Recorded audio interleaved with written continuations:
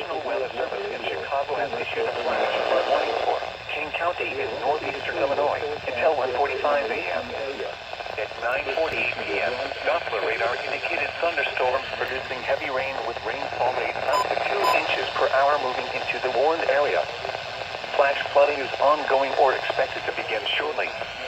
Hazard: flash flooding. Source: radar.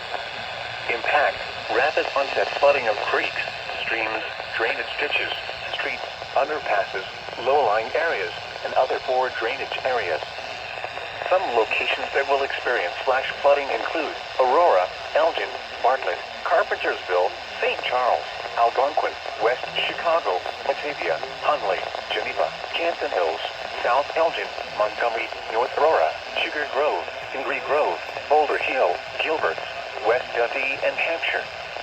A flash flood warning means rapid onset flooding is imminent or may already be occurring. Persons along creeks, drainage ditches, and other waterways should take immediate precautions to protect life and property.